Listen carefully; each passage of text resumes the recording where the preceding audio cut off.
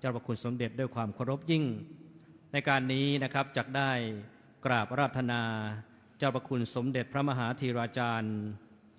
กรรมการมหาเถรสมาคมได้โปรดเมตตาเป็นประธานจุดธูปเทียนบูชาพระรัตนตรัยขอกราบอาราธนาด้วยความเคารพยิ่งครับการนี้นะครับเชิญทุกท่านประนมมือขึ้นนะครับ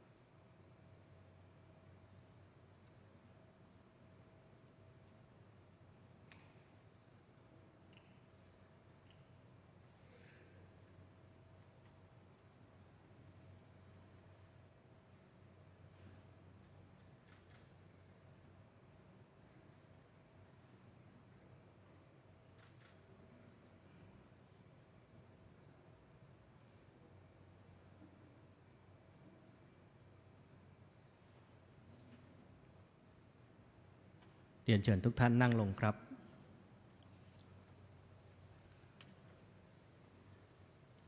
ขอประธานอนุญาต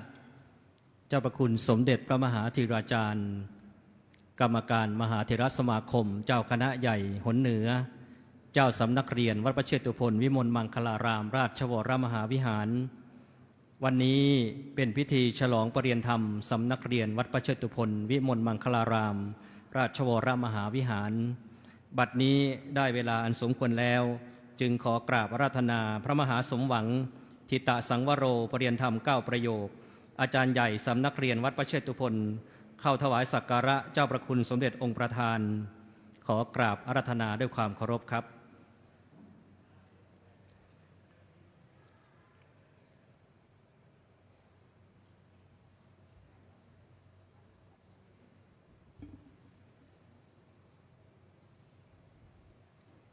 ขอกราบอาราธนาพระมหา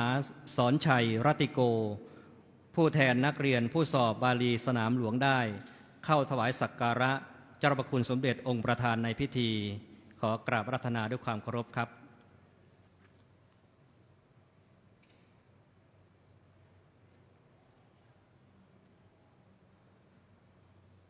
ขอเรียนเชิญท่านวิเชียรวิริยประสิทธิ์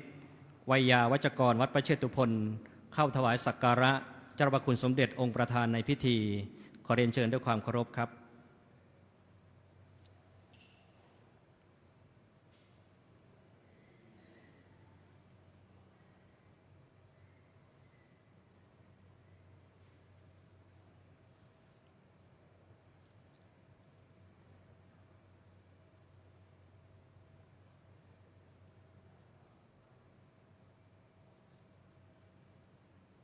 ลำดับต่อไปขอกราบอาราธนาพระมหาสมหวังทิตะสังวโรประเรียนธรรม9ประโยคอาจารย์ใหญ่สำนักเรียนวัดพระเชตุพนกล่าวรายงานถวายรายงานและขานรายนามผู้สอบได้บาลีนักธรรมรับประกาศนียบัตรและรางวัลขอกราบอาราธนาด้วยความเคารพยิ่งครับ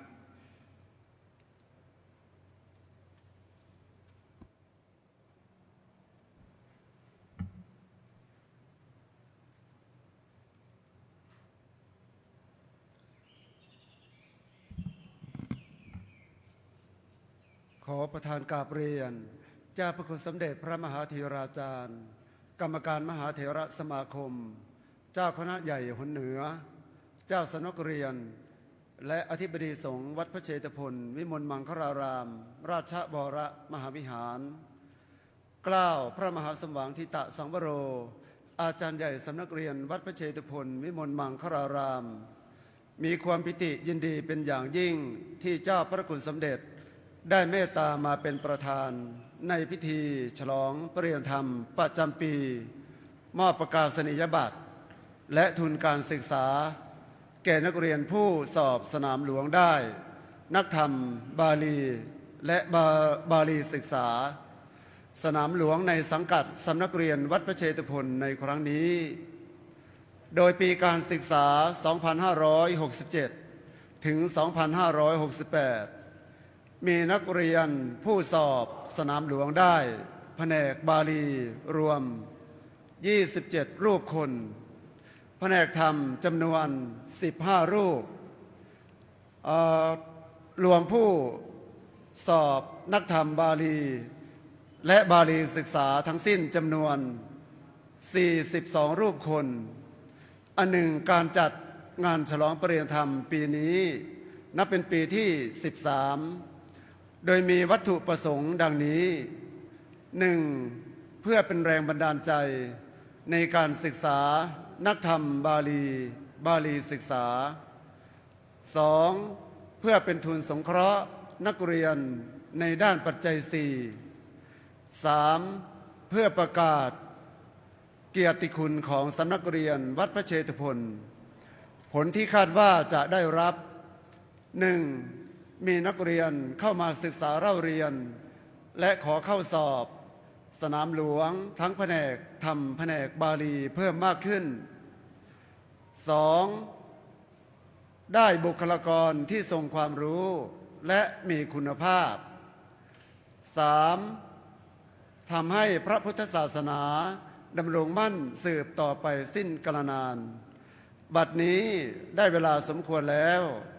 เกล้าขอประทานเมตตาเจ้าพระคุณสมเด็จประธานในพิธีได้โปรดมอบประกาศนียบัตรนักธรรมและทุนการศึกษาตามลำดับดังต่อไปนี้แผนกบาลีประโยคปท7จำนวน 2 รูป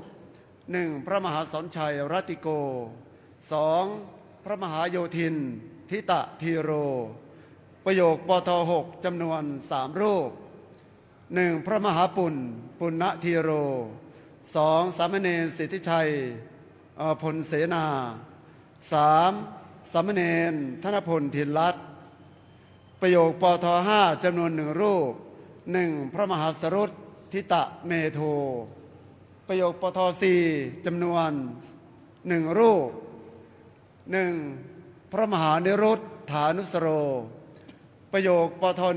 12จำนวน 2 รูป 1. สามเณรนันทพงศ์อยู่เอี่ยม 2. สามเณรธีรโชติขาวสะอาดแผนกธรรมนักธรรมชั้นโทจำนวน 2 รูป 1. สามเณรสุรศรีอรุณศรีสุวรรณ 2. สามเณรจักรทรได้ในสอนนักธรรมชั้นตรีจำนวน 13 รูป 1. พระชัยอานันต์ชุติปัญโย 2. พระอานันต์ชุติทีโร 3. พระสุภวัตถาปณะทีโร 6. พระก้องวชิระทีโร 7. สามเณรธินกรคีริมารี 8. สามเณรธีรโชติขาวสะอาด 9. สามเณรเจษดาเพชรน้อย 10. สามเณรณัฐกิจผาคำ 11. สามเณรปัทวีสองคอน 12. สามเณรสหรัฐแท่ตั้ง 13. สามเณรเข็มทิศพุทธสอนบาลีศึกษาประโยคบศ6จำนวน 2 คน 1. นางสาวทอขวัญทิพาเกียรติโกศลกิจ 2. นายไกลวิทย์ศาสตร์วาหาบาลีศึกษาบศ5จำนวน 1 คน นายปีชาศรีสุวรรณนิเวศบศ3จำนวน 3 คนบศ4จำนวน 3 คน แม่ชีทองสุขทองกระจ่าง 2. นางสาวนริศราคงชู 3. นางสาวขวัญชนกบุญยะเลขาบาลีศึกษาประโยคบศ3จำนวน 3 คน นางสาว นพวรรณภูลมาลัยทรัพย์ 2. นายกิติภูช่างสอน 3. นายทวีพรพิชิตพรชัยบาลีศึกษาประโยคบศ12บศ12จำนวน9 คน 1. นางมนทาภูลทวี 2. นายดลธรรมตันติอมรพงศ์ 3. นางสาวนันทนิตศาสตร์วาหา 4. นางสาววรวรรณศรีวิโรธสมกุล 5. นางสาวจันทนาอัศวะสิรินิมิตร 6. นางสาวกฤยาเกียรติบุตร 7. นางสาวยศสุขสุจิตคิดดี 8. นางสาวปิยมิตรสุวจีรารัน 9. นางสาวโรธมารินสุกเกษม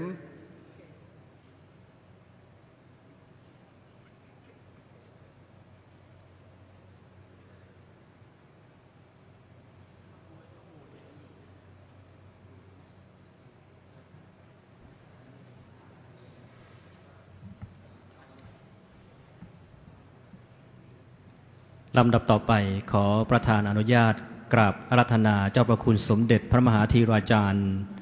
เจ้าประคุณสมเด็จองค์ประธานในพิธีโปรดประทานเมตตาให้โอวาทเป็นลำดับไปควรมิควรสุดแต่จะเมตตา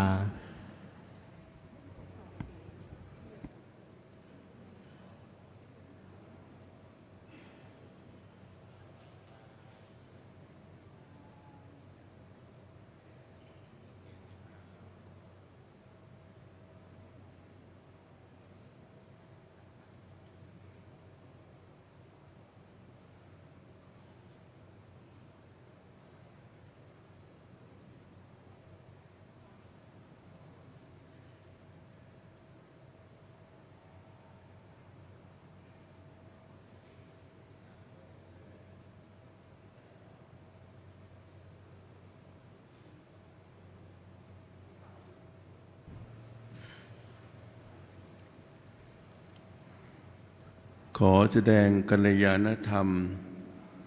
ต่อท่านพระเถรานุเถระวัดพระชิตผลวิมลมังคลารามทุกรูป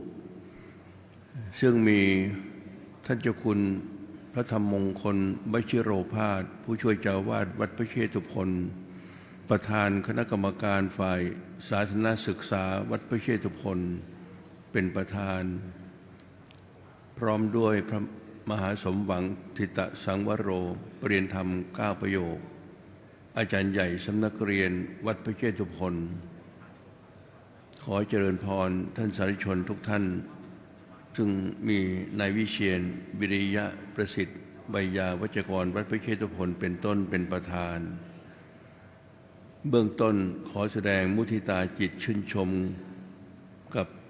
พระมหาสามเณรปรริญญาผู้สอบได้ในสนามหลวงชั้นแผนกธรรมบาลีและขออนุโมทนากับอุบาสกอุบาสิกาผู้สอบได้ประโยคบาลีศึกษาและธรรมศึกษาในครั้งนี้การศึกษาพระปริยธรรมทั้งแผนกธรรมและบาลีก็คือปริยัติธรรมจัดเป็นคันธทุระเป็นรากฐานที่ทำให้เราสามารถเข้าถึงธรรมวินัยตามที่พระพุทธองค์ได้ทรงแสดงไว้โดยตรงไม่ผ่านการแปลไม่ผ่านการตีความผิดเพี้ยนการเข้าใจบาลีจึงเปรียบเสมือนการได้ฟังพระพุทธองค์ตรัสด้วยพระองค์เองแม้เวลาจะล่วงเลยมากว่า 2,500 กว่าปีแล้วหัวใจของการศึกษาบาลีคือการเข้าถึงคำสอนของพระพุทธเจ้าอย่างถูกต้องลึกซึ้งและตรงตามเจตนารมณ์เดิมซึ่งสามารถสรุปสาระสำคัญออกเป็น2 ประเด็นหลักคือ 1. การถึงรากแห่งธรรมเพราะบาลีคือภาษาดั้งเดิมของพระไตรปิฎกการศึกษาบาลีทำให้สามารถเข้าใจพระธรรมวินัยจากต้นฉบับโดยตรงไม่ต้องอาศัยการแปลหรือการตีความของผู้อื่นซึ่งช่วยลดความคลาดเคลื่อนและเข้าใจเจตนารมณ์ของพระพุทธเจ้าอย่างแท้จริง 2. เปิดทางสู่การปฏิบัติที่ถูกต้องคือความเข้าใจที่ถูกต้องในคำสอนจะนำไปสู่การปฏิบัติที่ถูกต้องการศึกษาบาลีจึงไม่ใช่แค่การท่องจำแต่คือการฝึกความเข้าใจรู้จักแยกแยะเหตุและผลจนเกิดวิปัสสนาญาณซึ่งเป็นรากฐานแห่งการหลุดพ้น 3. สืบทอดและปกป้องพระศาสนาคือผู้ที่รู้บาลีย่อมสามารถเป็นผู้สืบทอดคำสอนถ่ายทอดแปลตีความและอธิบายความแก่ผู้อื่นได้อย่างถูกต้องเป็นเกราะป้องกันความเสื่อมจากความเข้าใจผิดหรือคำสอนปลอมปนดังนั้นบาลีจึงไม่ใช่เพียงศาสตร์และภาษาแต่คือภาษาที่รักษาธรรมะให้คงอยู่ไม่ใช่แค่ภาษาของพระไตรปิฎกแต่คือภาษาของพระอริยเจ้าถึงแม้จะพยายามแปลธรรมะได้ดีเพียงใดก็ไม่ลึกซึ้งเท่ากันรู้บาลีด้วยตนเองอันหนึ่งพระภิกษุสามเณรอุบาสกอุบาสิกาผู้ศึกษาเราเรียนพระปริยัติธรรมทั้งแผนกบาลีธรรมและบาลีธรรมศึกษาก็นับว่าได้เป็นศาสนทายาทผู้มีความสำคัญในการรักษาสืบทอดอายุพระพุทธศาสนาสำนักเรียนวัดพระเชตุพนวิมลมังคลารามได้เล็งเห็นความสำคัญเช่นนี้จึงได้จัดพิธีฉลองปริญญาธรรมขึ้นเพื่อแสดงมุทิตาจิตและให้กำลังใจผู้สอบได้ประโยคบาลี บาลีศึกษานักธรรมธรรมศึกษาสนามหลวงในปีนี้ขึ้นและเพิ่มความวิริยะอุตสาหะในการเล่าเรียนบาลีให้เกิดขึ้นแก่พระภิกษุสามเณรที่สนใจใฝ่การศึกษายิ่งขึ้นตลอดถึงอุบาสกอุบาสิกาสาธุชนด้วยณโอกาสนี้ขออนุโมทนาขอบคุณท่านพระเถรานุเถระในพระอารามคณะผู้บริหารคณะครูสอนสำนักเรียนวัดพระเชตุพนวิมลมังคลารามที่ได้ช่วยกันสนับสนุนเอาใจใส่ในการศึกษาพระปริยัติธรรมและปฏิบัติหน้าที่อย่างเต็มกำลังความสามารถขอเราทั้งหลายได้ร่วมกันในการช่วยกันรักษาสืบทอดพระศาสนาให้วัฒนาสถาบันยิ่งขึ้นไปขออนุภาพแห่งคุณพระศรีรัตนตรัยได้มารวมกันเป็นตบะเดชะเป็นพระวปัจจัยอำนวยพรให้ท่านพระเถรานุเถระคณะผู้บริหารครูอาจารย์นักเรียนและผู้สาธารนิกชนผู้ที่ถวายความอุปถัมภ์บำรุงด้วยดีเสมอมาปราศจากทุกโศกโรคภัยอันตรายเจริญด้วยจตุรพิธพรชัยงอกงามไพบูลย์ในพระธรรมวินัยขององค์สมเด็จพระสัมมาสัมพุทธเจ้ามีความร่มเย็นเป็นสุขสวัสดีภายใต้ร่มบารมีธรรมแห่งสถาบันชาติสถาบันพระพุทธศาสนาและสถาบันพระมหากษัตริย์ตลอดกาลเป็นนิจเทอญสาธุลำดับต่อไปขอกราบอาราธนาพระมหาสอนชัยรัตติโกปริยนธรรม7ประโยคเป็นผู้แทนถวายจตุปัจจัยทายธรรมแด่เจ้าประคุณสมเด็จพระมหาธีราจารย์เจ้าประคุณสมเด็จองค์ประธานในพิธีขอกราบอาราธนาด้วยความเคารพครับ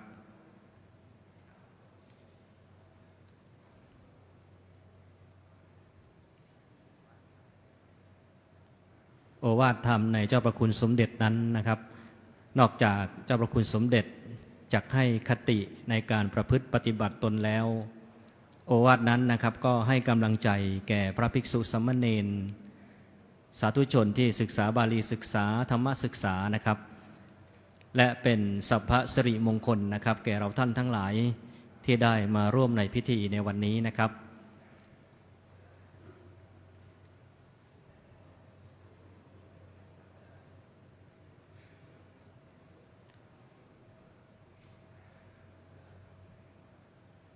ขอกราบอาราธนาพระมหาโยธินทิตทีโรปริยนธรรม7ประโยคเป็นผู้แทนถวายจตุปัจจัยทายธรรมแด่พระเดชพระคุณพระธรรมมงคลวชิโรภาสผู้ช่วยเจ้าอาวาสวัดประเชตุพนประธานฝ่ายศาสนศึกษาวัดประเชตุพนขอกราบอาราธนาด้วยความเคารพยิ่งครับนอกจากเจ้าประคุณสมเด็จพระมหาธีราจารย์จะดำรงตำแหน่งเป็นอธิบดีสงฆ์วัดประเชตุพนแล้วเจ้าประคุณสมเด็จองค์ประธานนั้นยังเป็นเจ้าสำนักเรียนวัดประเชตุพนวิมลมังคลารามเจ้าประคุณสมเด็จให้การสนับสนุนส่งเสริมพระภิกษุสามเณรอย่างเต็มที่นะครับนอกจากนั้นแล้วก็สนับสนุนส่งเสริมสาธุชนฝ่ายฆราวาสนะครับที่เรียนบาลีศึกษาก็ดีธรรมศึกษาก็ดีดังนั้นโอวาทที่เจ้าประคุณสมเด็จมอบให้แก่เราท่านทั้งหลายนั้นก็จะได้น้อมประพฤติปฏิบัตินะครับเพื่อความเจริญในพระพุทธศาสนานอกจากนั้นแล้วองค์พระบาทสมเด็จพระเจ้าอยู่หัวพระองค์ทรงให้การสนับสนุนส่งเสริมพระพุทธศาสนาสนับสนุนพระภิกษุสามเณรที่เรียนบาลีนะครับซึ่งเป็นที่ประจักษ์เราท่านทั้งหลายทราบนะครับทุนเล่าเรียนหลวงนั้นถือว่าเป็นทุนที่สำคัญองค์พระบาทสมเด็จพระเจ้าอยู่หัวรัชกาลที่9ก็ดีพระบาทสมเด็จพระวชิรเกล้าเจ้าอยู่หัวรัชกาลที่10ก็ดีพระองค์นั้นสนพระทัยในการศึกษาพระบาลีพระองค์นั้นอยากจะสนับสนุนส่งเสริมพระภิกษุสามเณรที่เรียนพระบาลีดังนั้นการศึกษาพระปริยัติจึงถือว่าเป็นหน้าที่ของพระภิกษุสามเณรของพุทธศาสนิกชนนะครับจะต้องประพฤติปฏิบัติเอาใจใส่นะครับในการนี้เจ้าพระคุณสมเด็จนั้นจักได้เมตตาถ่ายรูปเป็นที่ระลึกนะครับนอกจากนั้นแล้วนะครับโดยเมตตาในเจ้าพระคุณสมเด็จนั้นได้มีบัญชาแต่งตั้งท่านอาจารย์พระมหาสมหวังทิตะสังวโรปริยนธรรม9ประโยค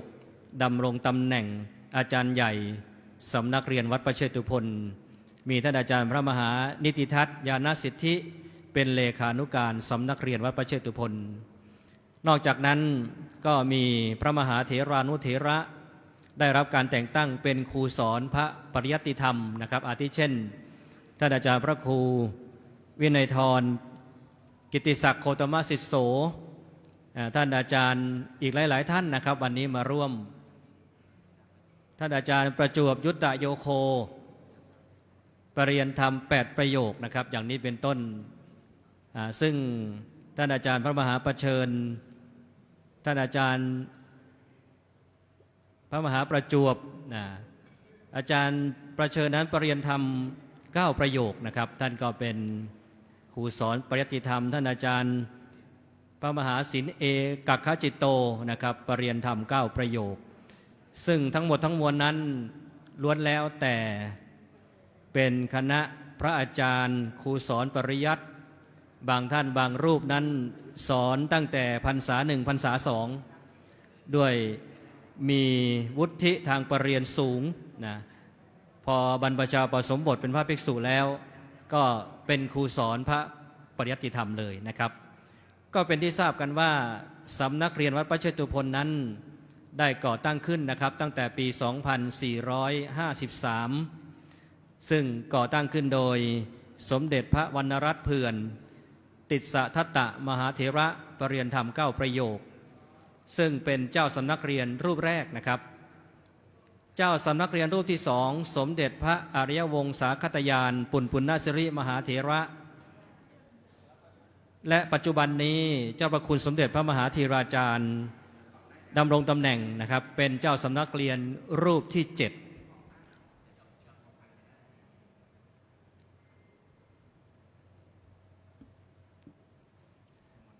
กราบนิมนต์พระภิกษุสามเณรนะครับเข้านั่งประจำที่และญาติโยมสาธุชนนะครับผู้สอบไล่ได้นะครับเรียนเชิญครับถ่ายรูปนะครับท่านสาธุชนที่สอบไล่ได้บาลีศึกษานะครับประจำสำนักเรียนวัดพระเชตุพนนะครับเรียนเชิญครับถ่ายรูปเป็นที่ระลึกนะครับวันนี้เจ้าพระคุณสมเด็จนั้นมีเมตตาต่อท่านผู้มีเกียรติทุกท่านนะครับเราได้รับฟังโอวาทที่เจ้าพระคุณสมเด็จประธานได้ร่วมในพิธีนะครับก็เป็นสัพพสิริมงคลขอเรียนเชิญนะครับญาติโยมสาธุชนนะครับที่มาร่วมในพิธีนะครับถ่ายรูปเป็นที่ระลึกนะครับเรียนเชิญนะครับท่านสาธุชนท่านผู้มีเกียรตินะครับแต่ที่มาร่วมในพิธีนะครับเรียนเชิญถ่ายรูปเป็นที่ระลึกนะครับว่องไวหน่อยนะครับว่องไวหน่อยเนื่องด้วยเจ้าประคุณสมเด็จนั้นจักไปปฏิบัติศาสนกิจที่วัดยานนาวานะครับขอให้ทุกท่านได้เร่งรีบหน่อยนะครับ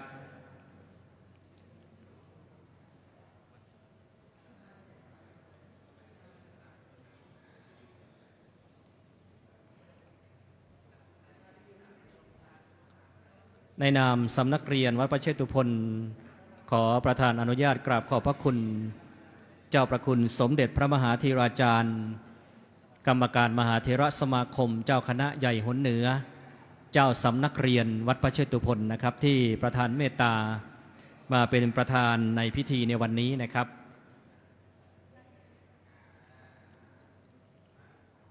ถ้าเราเข้าไปใน Facebook ของทางวัดนะครับหรือ Facebook สมเด็จพระมหาธีราจารย์เราจะเห็นเจ้าประคุณสมเด็จนั้นปฏิบัติศาสนกิจทุกวันหลายที่หลายแห่งทั้งในและต่างประเทศนะครับก็ด้วยเจ้าประคุณสมเด็จนั้นเป็นพระมหาเถระที่เอาใจใส่ต่อกิจการงานของคณะสงฆ์ต่อพระพุทธศาสนาเจ้าประคุณสมเด็จนั้นนอกจากจะเผยแผ่พระพุทธศาสนาในประเทศแล้วเจ้าประคุณสมเด็จก็ไปสร้างอารามที่ประเทศต่างๆนะครับอาทิเช่นวัดพระเชตุพนปารีสเป็นต้นนะครับขอเรียนเชิญสาธุชนนะครับกลับเข้ามานั่งที่เก้าอี้รับรองเช่นเดิมนะครับในการนี้นะครับเรียนเชิญทุกท่านได้กลับเข้ามานั่งที่เก้าอี้เช่นเดิมนะครับเพื่อความสวยงามนอกจากจะมีพิธีมอบรางวัลสักครู่แล้วนะครับเวลา 10 นาฬิกานะครับจะเป็นพิธีเจริญพระพุทธมนต์ดังนั้นนะครับก็เชิญทุกท่านร่วมพิธีเรียนเชิญสาธุชนทุกท่านนะครับยืนประนมมือน้อมส่งเจ้าประคุณสมเด็จนะครับเพื่อที่เจ้าประคุณจะได้ไปปฏิบัติศาสนกิจนะครับที่วัดยานนาวาวันนี้ศรัทธาสาธุชนทุกท่านนั้นได้รับเมตตาได้รับความเป็นสัพพสิริมงคลในเจ้าประคุณสมเด็จนะครับ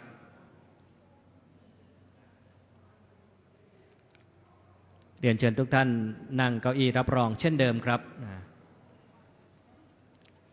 วัดพระเชตุพนวิมลมังคลารามราชวรมหาวิหารนั้นนอกจากจะเป็นพระอารามที่สำคัญของประเทศนี้เป็นวัดประจำรัชกาลที่หนึ่งเป็นวัดแห่งราชวงศ์จักรีเป็นวัดศูนย์รวมสภาตำราวิชาการต่างๆแล้ววัดก็ยังได้จัดการศึกษาเรียกว่าสำนักเรียนก็คือวัดที่จัดการศึกษาให้แก่พระภิกษุสามเณรที่อยู่ในกรุงเทพมหานครเรียกว่าสำนักเรียนวัดพระเชตุพนก่อตั้งมานานปัจจุบันก็มีเจ้าประคุณสมเด็จพระมหาธีราจารย์เป็นเจ้าสำนักเรียนได้บริหารจัดการมีผู้ช่วยเจ้าอาวาสเป็นผู้สนับสนุนส่งเสริมบริหารจัดการการศึกษาของคณะสงฆ์ให้มีความเจริญให้มีความงอกงามให้มีความรุ่งเรืองดังนั้นแล้วการจัดพิธีในวันนี้นั้นเป็นการฉลองปริญญาธรรมฉลองความสำเร็จ เมื่อพระภิกษุสามเณรก็ดีฆราวาสญาติโยมประสบความสำเร็จในด้านการศึกษาก็ดีก็ต้องฉลองต้องแสดงความยินดีเป็นหลักธรรมสำคัญที่เรียกว่าพรหมวิหารธรรมเมตตากรุณามุทิตาอุเบกขาเมตตาความรักใคร่ปรารถนาจะให้เป็นสุขกรุณาความสงสารคิดจะช่วยให้พ้นทุกข์มุทิตาคือความพลอยยินดีเมื่อผู้อื่นได้ดีและอุเบกขานั้นก็คือความวางเฉยไม่ดีใจไม่เสียใจเมื่อผู้อื่นถึงความวิบัติดังนั้นการแสดงมุทิตาจิตในวันนี้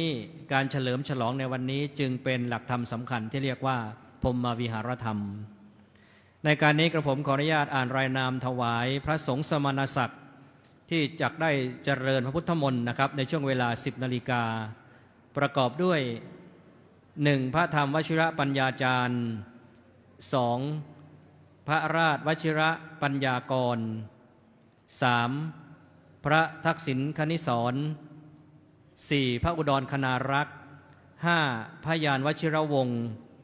6. พระครูโคสิทธิวีรธรรมวิปัสสนาธุระ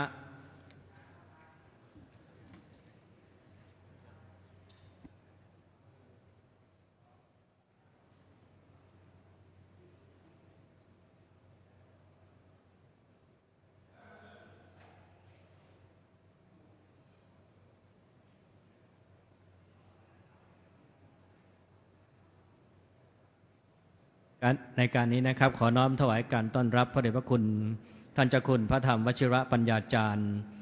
ผู้ช่วยเจ้าอาวาสวัดประเชตุพนรองเจ้าคณะภาค7นะครับในการนี้ก็ผมขออนุญาตอ่านรายนามต่อนะครับ 1. พระธรรมวชิระปัญญาจารย์ 2. พระราชวชิระปัญญากร 3. พระทักษิณคณิสร 4. พระอุดรคณารักษ์ 5. พระครูโคสิทธิวีรธรรมวิปัสสนาธุระ 6. พระครูศรีปัญญาวิเทศ 7. พระครูอาคมสุนทร 8. พระครูไพโรจน์สังฆาราม 9. พระครูวิริยะธรรมรงค์ 10. พระมหาประจวบยุตตโยโค 11. พระมหานรินทร์อภิฉันโท 12. พระครูวิจิตรโคสา 13. พระครูปลัดสัมพิพัฒนทีราจารย์และ 14. พระครูปลัดดิลกวรวัฒน์ก็ขอกราบอาราธนาพระสงฆ์สมณศักดิ์ทั้ง14รูปนะครับได้ขึ้นสู่อาสงฆ์นะครับขอกราบอาราธนาด้วยความเคารพยิ่งเป็นความงดงามของพระอารามแห่งนี้นะครับพระอารามแห่งนี้นั้นมีเจ้าคณะพระสังฆาธิการพระราชาคณะเป็นที่รู้จักของสังคมทั่วไปโดยเฉพาะอย่างยิ่งพระเดชพระคุณพระธรรมวชิระปัญญาจารย์นั้นท่านเป็นต้นแบบของพระสงฆ์ในพระพุทธศาสนานอกจากท่านจะสำเร็จปริญญาธรรม9ประโยคท่านยังดำรงตำแหน่งทางวิชาการเป็นรองศาสตราจารย์ด็อกเตอร์ท่านเคยเป็นอดีตอาจารย์ใหญ่สำนักเรียนวัดประเชตุพนนะครับท่านได้ให้การสนับสนุนส่งเสริมพระภิกษุสามเณรจนถึงปัจจุบันนะครับ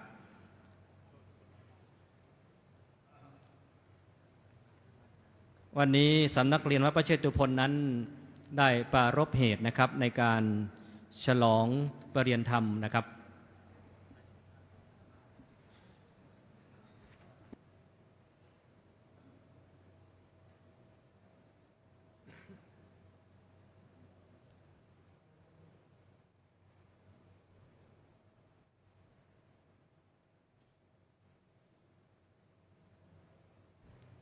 ขณะนี้ท่านเจ้าคุณพระอุดรคณารักษ์ผู้ช่วยเจ้าอาวาสวัดประเชตุพนได้เข้ามาสู่พระอุโบสถนะครับก็ขอน้อมถวายการต้อนรับพระเดชพระคุณท่านด้วยความเคารพยิ่งนะครับวัดประเชตุพนเป็นอารามพิเศษพิเศษอย่างไรนะวัดนี้มีพระราชาคณะพิเศษ3รูปที่1นั้นพระทักษิณคณิสรท่านที่2พระอุดรคณารักษ์ท่านที่3พระสมุหวรคณิสรสิทธิการพระราชาคณะทั้ง3รูปถือว่าเป็น พระราชาเฉพาะพระอารามนะขณะนี้พระครูศรีปัญญาวิเทศนะหรือท่านอาจารย์พระมหาอุดมผู้ช่วยเจ้าอาวาสวัดพระเชตุพนนะพระครูใหม่ป้ายแดงนะเพิ่งไปรับสัญญาบัตรพัดยศนะเมื่อวันที่30มิถุนายนที่ผ่านมานะก็ได้บำเพ็ญกุศลทำบุญนะครับมีการมอบทุนการศึกษาท่านอาจารย์พระมหาอุดมนั้นมอบทุนการศึกษาให้เด็กและเยาวชนถึง100ทุนนะทุนละ500 บาทเด็กและเยาวชนที่มาแสดงเฉลิมฉลองในวันรับสัญญาบัตรพัดยศนะครับวัดพระเชตุพนนั้นดังที่กระผมได้เกริ่นนำว่ามีเจ้าคณะพระสังฆาธิการพระมหาเถรานุเถระเป็นที่รู้จักของสังคมพระอารามแห่งนี้จึงสมเป็นวัดประจำรัชกาลที่1นั้นพระองค์ได้บูรณปฏิสังขรณ์ต่อมารุ่นเก้ารัชกาลที่3พระองค์ได้ทรงบูรณปฏิสังขรณ์การใหญ่ให้นำสัพพะตำราวิชาการต่างๆมารวบรวมไว้นะพระอารามแห่งนี้จึงเป็นโพธิยาลัยเป็นศูนย์รวมสัพพะตำราวิชาการต่างๆตำราการนวดก็ดีตำราแพทย์แผนไทยก็ดีก็เกิดขึ้นที่วัดพระเชตุพนโครงโลกนิตสิ่งเหล่านี้นั้นถือว่าวัดพระเชตุพนจึงเป็นมรดกโลกนะองค์การยูเนสโกนั้นยกย่องชื่นชมวัดพระเชตุพนว่าเป็นมรดกโลกนอกจากจะเป็นแหล่งรวมสัพพะตำราวิชาการต่างๆแล้วพระภิกษุสามเณรในพระอารามแห่งนี้ก็เป็นผู้มีความรู้มีศีลาจารวัตรวัดพระเชตุพนมี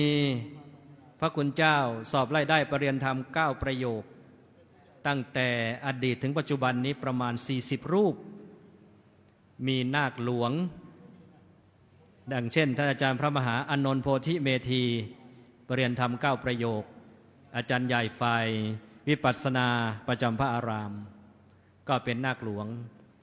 ท่านอาจารย์พระมหานิติทัศน์ญาณสิทธิเลขานุการสำนักเรียนก็สำเร็จปรริยนธรรม9ประโยคพุทธศาสตร์มหาบัณฑิตซึ่งในอนาคตอันใกล้ก็จะสำเร็จ PhD หรือด็อกเตอร์นะเพราะอายุยังน้อยและเป็นผู้ที่ใฝ่ต่อการศึกษานะครับก็ขออนุญาตพระคุณเจ้านะครับอีกสักครู่นะครับจะได้เข้าสู่พิธีทางพระพุทธศาสนานะครับ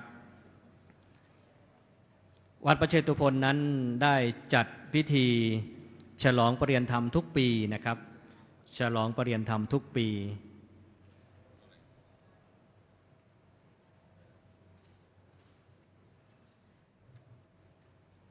ขณะนี้พระเดชพระคุณท่านเจ้าคุณพระราชวชิรปัญญากรเลขานุการในเจ้าพระคุณสมเด็จพระมหาธีราจารย์นะครับได้เข้ามาสู่พระอุโบสถก็ขอน้อมถวายการต้อนรับท่านเจ้าคุณด้วยความเคารพยิ่ง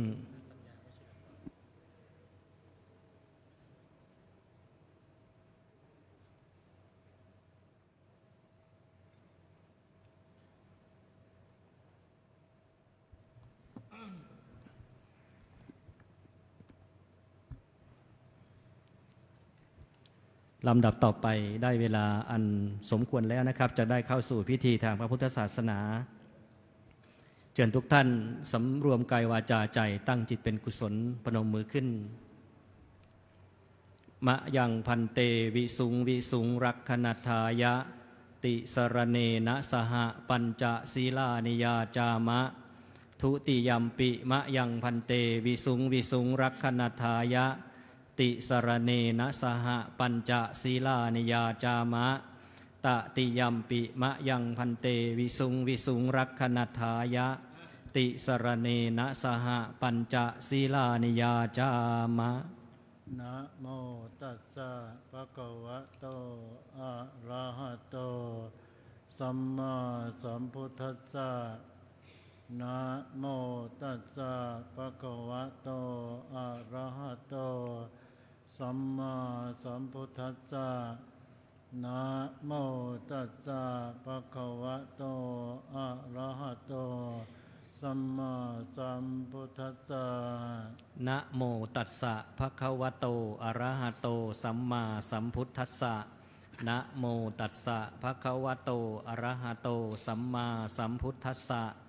นะโมตัสสะภะคะวะโตอะระหะโตสัมมาสัมพุทธัสสะ พุทธังสารนังคัจฉามิ พุทธังสรณังคัจฉามิ ธัมมังสารนังคัจฉามิ ธัมมังสรณังคัจฉามิ สังฆังสารนังคัจฉามิ สังฆังสรณังคัจฉามิ ตุติยัมปิพุทธังสารนังคัจฉามิ ทุติยัมปิพุทธังสรณังคัจฉามิ ตุติยัมปิธัมมังสารนังคัจฉามิ ทุติยัมปิธัมมังสรณังคัจฉามิ ตุติยัมปิสังฆังสารนังคัจฉามิ ทุติยัมปิสังฆังสรณังคัจฉามิ ตาติยัมปิพุทธังสารนังคัจฉามิ ตติยัมปิพุทธังสรณังคัจฉามิ ตาติยัมปิธัมมังสารนังคัจฉามิ ตติยัมปิธัมมัง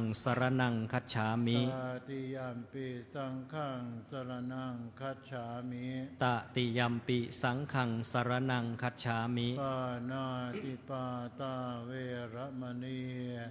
สิกขาปะทังสมาธิยามิ ปานาติปาตาเวระมณีสิกขาปะทังสมาธิยามิ อาทินนา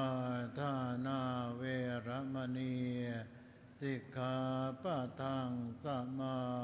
ธิยามิ อทินนาทานาเวระมณีสิกขาปะทังสมาธิยามิ กาเมสุมิชาจาราเวระมณีสิกขาปะทังสมาธิยามิ กาเมสุมิจฉาจาราเวระมณีสิกขาปะทังสมาธิยามิ มุสาวาทาเวระมณีสิกขาปะทังสมาธิยามิ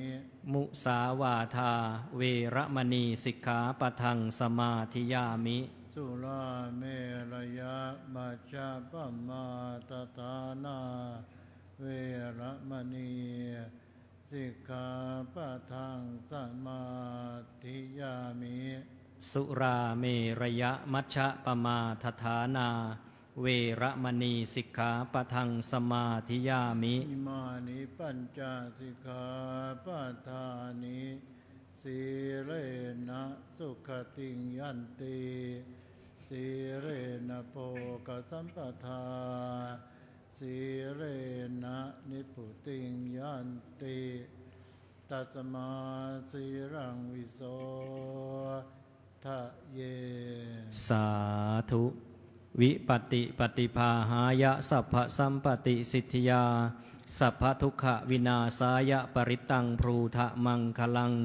วิปติปฏิภาหายะสัพพสัมปติสิทธิยาสัพพพยวินาศายะปริตังพรูทะมังคลังวิปติปฏิภาหายะสัพพสัมปติสิทธิยาสัพพโรคะวินาศายะปริตังพรูทะมังคลัง ปริตวานอเมตานสเมตตาพระทันตา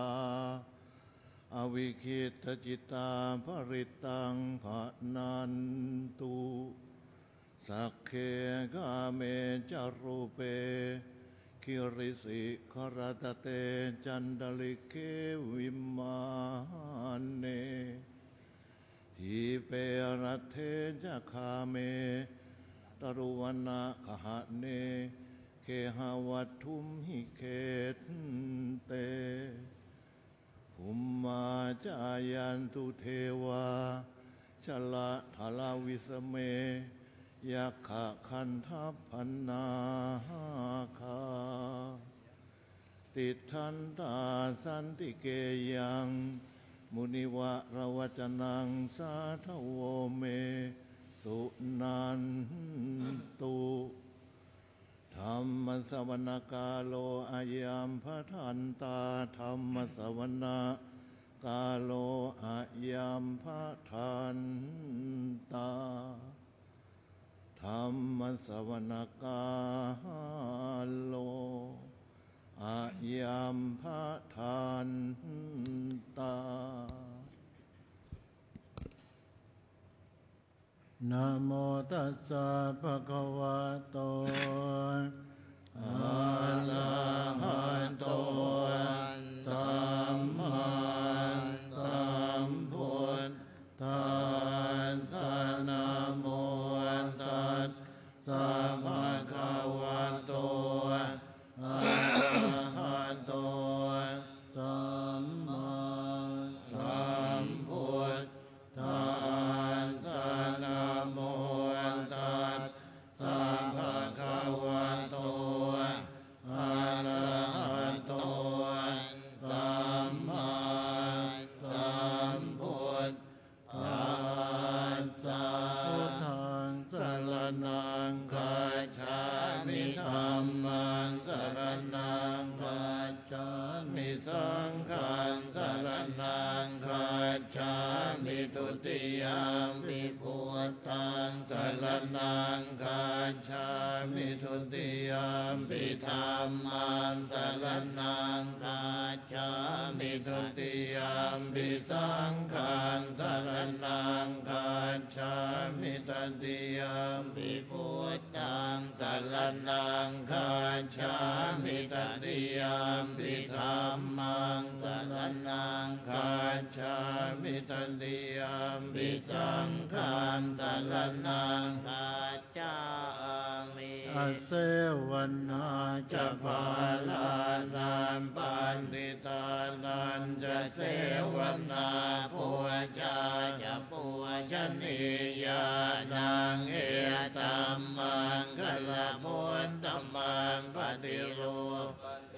สมาโสจะปัวเพจะกัตปุญญาตาอัตตสัมมาปณิทิจะเอ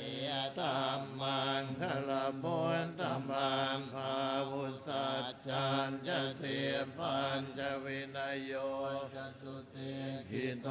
สุปันติตาจะยาวาจาเอตัมมังคละมุตตมังมาตาปิโตปัฏฐานาปุตตะทาลาสสังฆาวังอนาคุลาจะกัมมันตาเอตัมมังคละมุตตมังทานันจะธรรมจริยาจยาจะกานันจะสังฆาวังอนาวาจานิกามานิเอตัมมังคละมุตตมังอารติวิรติปาปามาจะปานาจะสัญญาโมอัปปมาทุจะธรรมเมตุเอธัมมังคละมุตตมังคาละหัวจะนิวาตัวจะสันตัวที่จะกตัญญูตากาเลนะธรรมาสวนังเอธัมมังคละมุตตมังขันติจะโสวจัสสตาสมนานันจะตาสนังกาเลนะธรรมจักกัจฉาเอธัมมังคละมุตตมังตะโพจะพรหมจริยาจาริยสัจจานาทานสนันเนียมพานาสัจจิกิริยาจาริยตัมมังคละมุตตมังพุทธัสสะโลกธรรมเมหิจิตตังยาสนากังปฏิอาโสกังวิรจังเขมังเอตัมมังคละมุตตมังเอตานิสานิกตวานาสัพพะธรรมปราชิตาสัพพะตโสทิงอาจันติตันเต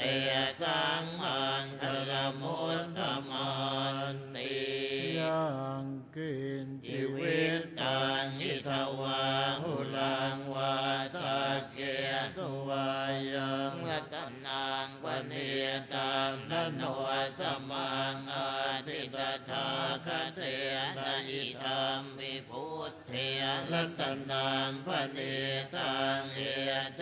นะสัจเจนะสุวา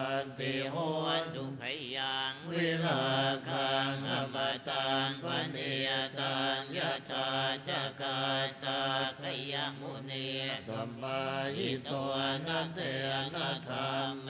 นะสมาธิกินจิตังเมยรัตนังปณิยตังเอเตนะสัจเจนะตุวาติโหนตุยามพุทธเสตัวปริวันนะเยสุติสัมมาทิมานันตาลิกัญญมาหุสมาทินาเตนะสมุนะเวจติธรรมพิธรรมเมรัตนังตังเอเตนะสัจเจนะสุวาติโหนตุเย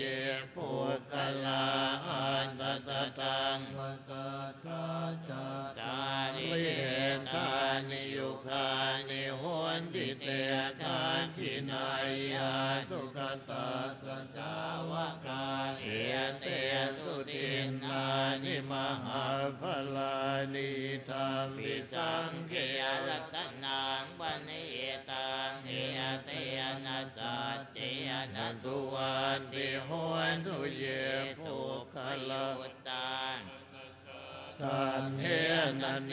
กามิโนโคตมะสันสนามิเตปฏิปัตตาอมตังวิคัยหลัตถาพุทธาเนพุติมุญอิธรรมปิสังเขยรัตนังปณิตังเอเตนะสัจเจนะสุวัตติโหตุขีนังปุรานันนวันนาติสัมภวังวิราชจิตตายติเกภวสมินเตเกียนพิชาวิรุณิจันตานิปันติทิลายทายามปะเทียโพหิธรรมปิสังเขยรัตนังปณิตังเอเตนะสัจเจนะสุวัตติโหตุเมตตัญจะสัมภโลกัสมิมพานะสัมภาวะเยหะปริมานังตังตัวจะกิริยาจะสัมภาตังอเวลังอจปัตตังติตัญจลังนิสินโนวาสยานโนวายาวตาสวิคตเมตัวเอตังสติงอธิทายะพรหมเมตังวิหารังอิตมาอุทิติญญานุปกัมปสิรวันทัสสเนนะสัมปันโนกามิสุวินัยเขทานในฌานทุกขัมปัสสยังพุทธเรติติจังโคสติสังขาตัวธรรมานังวิจโยนัตาวิริยัมเปียนิปัสสติโพจังกาญจตถาภเลสมาธุเปกโพจังคาสัตเตเตสัมปทานสินามุนินาสัมมาทาคาตาภาวิตาภาหุเรกตาสังวัตติอภิญญายานิพานายจะโพธิยาเยเตนะสัจจวัตเจนะโสติเตโหนตุสัพพทาเอกทันธรรมเยนาโทโมคังลานันจะกาสปังคิลาเนตุกิเตทิสวาโพจังเกสัสเตสยิเตจตังอภินันทิตวาโลคามุจิงสุตังคเนเอเตนะสัจวัตเจนะโสติเตโหนตุสัพพทาเอกทาตัมมราชาติเกลัญเยนาภิปิริตัวจุนตาเตเลตตันเยวะปนังเบตวานาจาตลังสัมโมทิตวาจะอาภาธาตัมภาวุตาติตานาโสเอเตนะสัจวัตเทนะโสติ ทิเต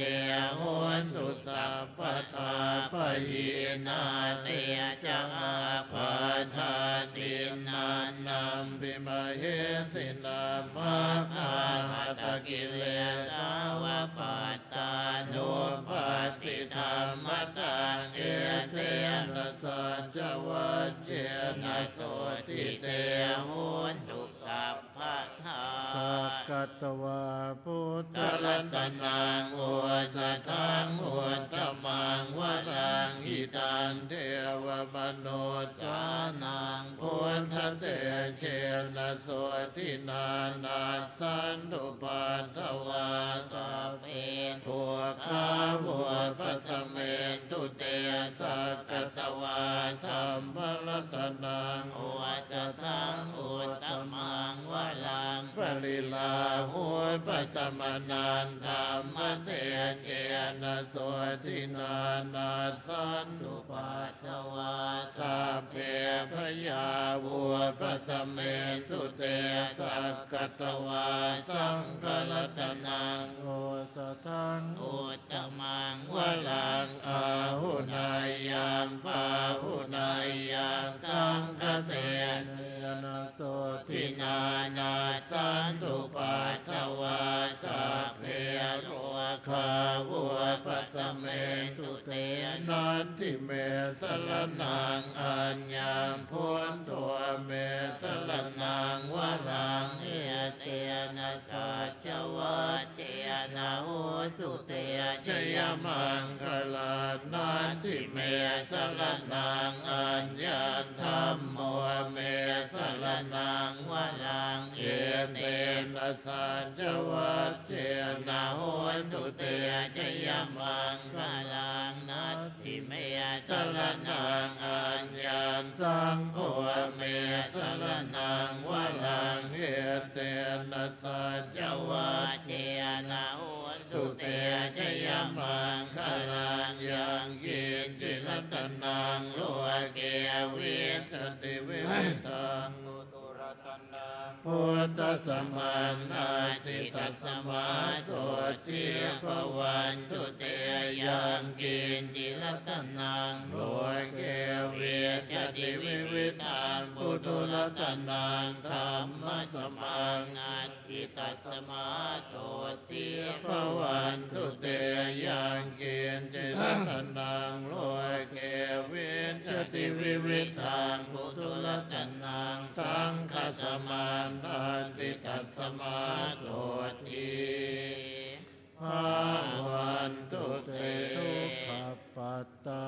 ชนิทุกขาพยาปัตตาชนิพยาโสกปัตตาชนิโสกหุนตุสัพเพปิปานิโนเอตาวตาจะอัมเอหิสัมปะทังบุญญสัมปะทังสัพเพเทวานุโมทันตุสัพพสัมปันติสิทธิยาทานังทตานตุสัทธายาสีลังลักขันตุสัพพทาภาวนาภิรัตาโหนตุกัจจันตุเทวัตตาคตา เปพุทธา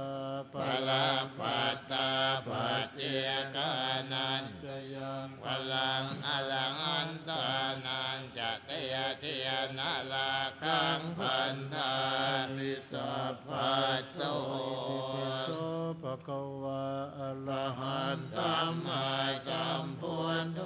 วิชชาจรณะสัมปันโนสุขโต โลกวิโต อนุนตโรปุริสธรรมสารติสัทธาเทวมโนสานัง พุทโธ ภะคะวาติสวาคาโตภะคะวตาธัมโมสันติติโก อาการ ริโกเอหิปัสสิโกโอปัญญิโกปัจจต ตังเวทิตาโพวินโย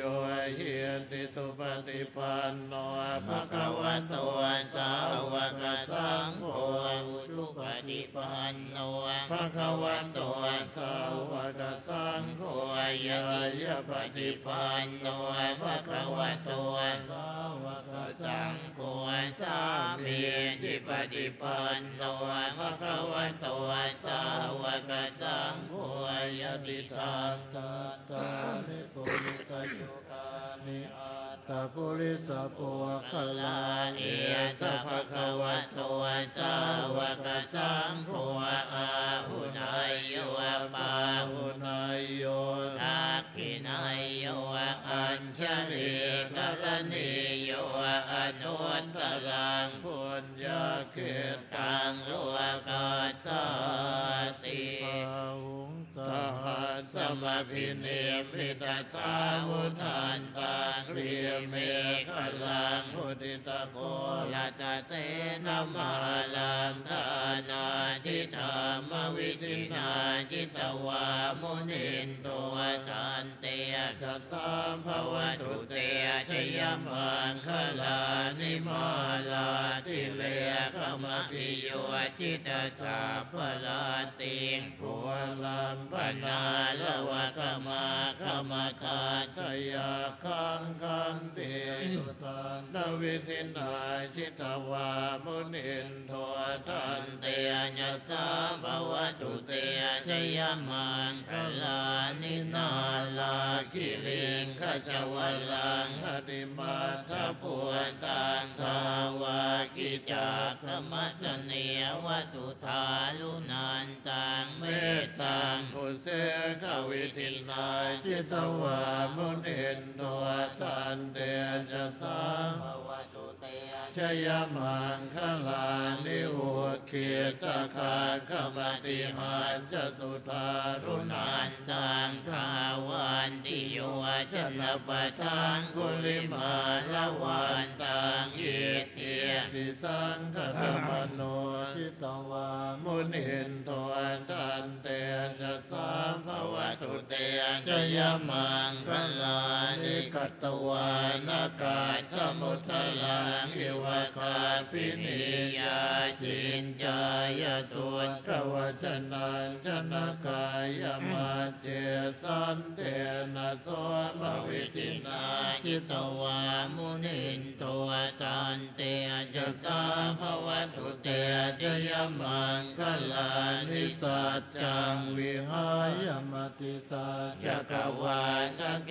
ตุวาทาพิโลปิตมนังอติอันทภูตังปัญญาปฏิปัจจริโตจิตวามุนินโทตันเตจัสสาภวตุเตชยมังคลานินันโทปนัญจพุจคังวิพุทธามหิเทียมปุตเตระเทียละพุจเขนัตมาพยันตัวยิตัวปเทสวิตินาจิตวามุนินโทตันเตจัสสาภวตุเตชยมังคลานิทุกขา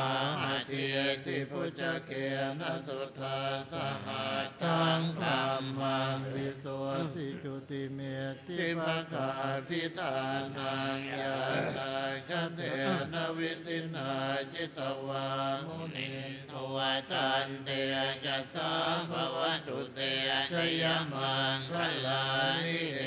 ตาภิปุตตะชยมังคลาหัตถกาทายโยวาจโนทินัตถิเนสรเตมตันเตหิตวานเนกวิวิธานิสุปัตตวานิโมกขังสุขังอธิกมายนโรสปัญโยวัตตุสัพพมังคลังลาคันตุสัพพเท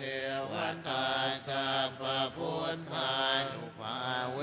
นัสสัทธาโสติภวันตุเตภวันตุสัพพมังคลังลาคันตุสัพพเท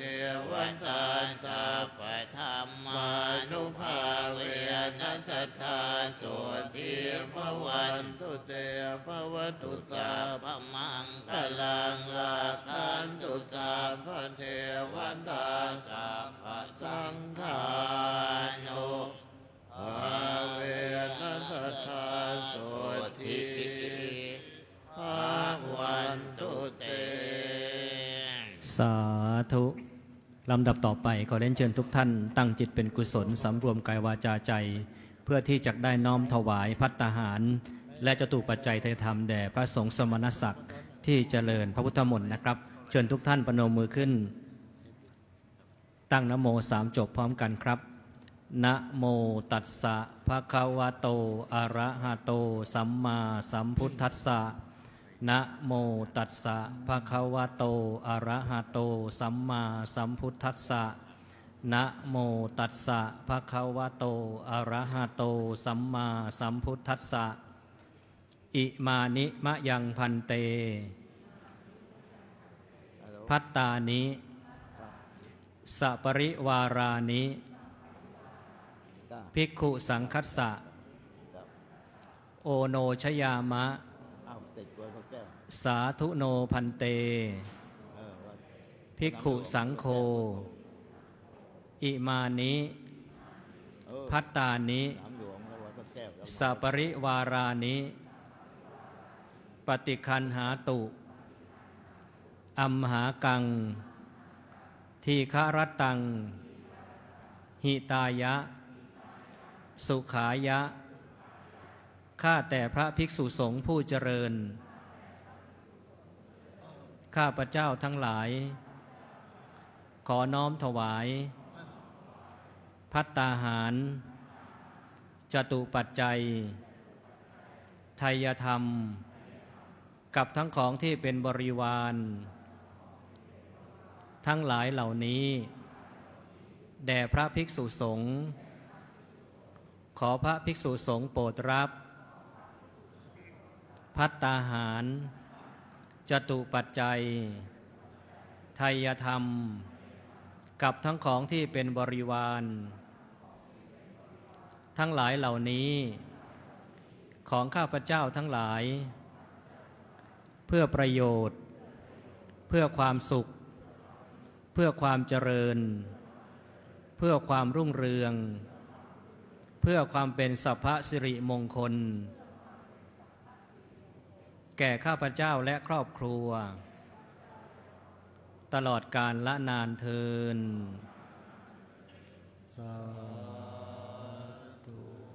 ลำดับต่อไปขอเรียนเชิญท่านผู้มีเกียรติที่มีนามดังต่อไปนี้ถวายจตุปัจจัยทายธรรมแด่พระคุณเจ้านะครับขอเรียนเชิญ 1. ท่านวิเชียรวิริยประสิทธิ์ 2. ดร.ไพศาลคุณพรินทร์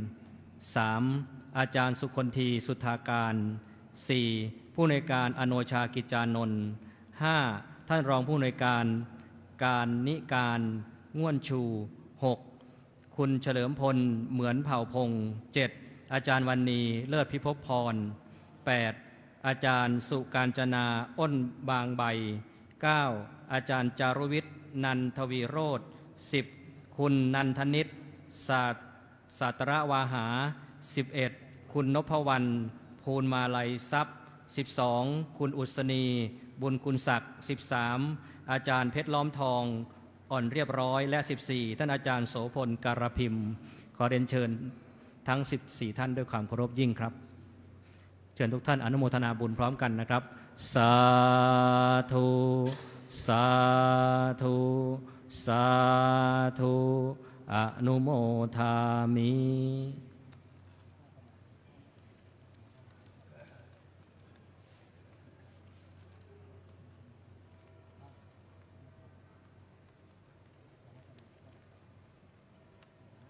ถวายเสร็จแล้วนะครับกลับเข้ามานั่งที่เก้าอี้รับรองเช่นเดิมนะครับลำดับต่อไปพระสงฆ์ทั้งนั้นจักได้อนุโมทนาเรียนเชิญสาธุชนกรวดน้ำรับพรครับ